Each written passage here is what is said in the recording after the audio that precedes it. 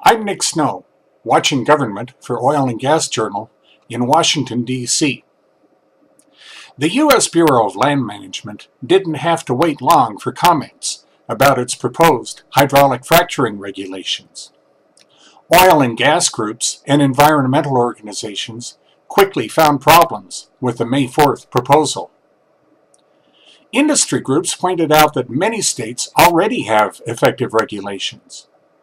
Each state has unique geologic and surface conditions that are more effectively regulated and managed at the state level, American Exploration and Production Council President Bruce Thompson said.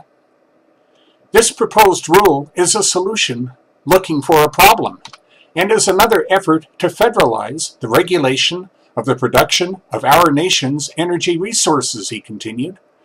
The result of the imposition of this proposed rule would be higher energy costs, fewer jobs, lower revenue to the U.S. Treasury, all for no positive benefit. American Natural Gas Alliance Executive Vice President Tom Ammontree said that his organization would thoroughly review BLM's proposal, but added that at first glance, the U.S. Department of the Interior in general, and BLM in particular, quote, may not fully appreciate the significant regulatory steps already undertaken by states such as Colorado, Texas, Wyoming, and others to oversee the safe and responsible development of natural gas through the use of hydraulic fracturing.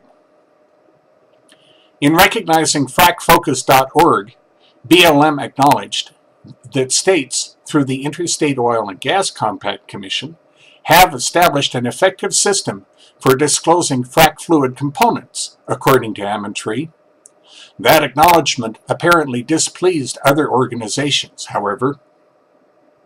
In the interest of transparency, the disclosure of chemicals must be available on a public government website, said John Podesta, chairman of the Center for American Progress. The draft rule proposes using an industry website to share information with the public, though this falls below standards set by many state governments who already have activated sites to provide this information to the public.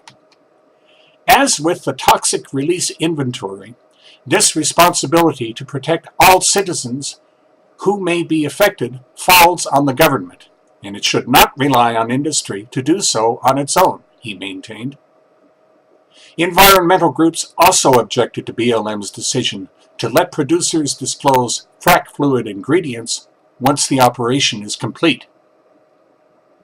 Industry does not inspire confidence when it balks at the notion of sharing chemical ingredients up front. Communities shouldn't have to wait for that information until after the deed is done, said Amy Mall, a Natural Resources Defense Council senior policy analyst. While it is disappointing that fracking on sensitive public lands has been considered at all, we fully expect the administration to implement the toughest safeguards possible to rein in irresponsible practices and protect our public spaces, added Sierra Club Executive Director Michael Brune. That's Watching Government for this week. In Washington, I'm Nick Snow for Oil and Gas Journal.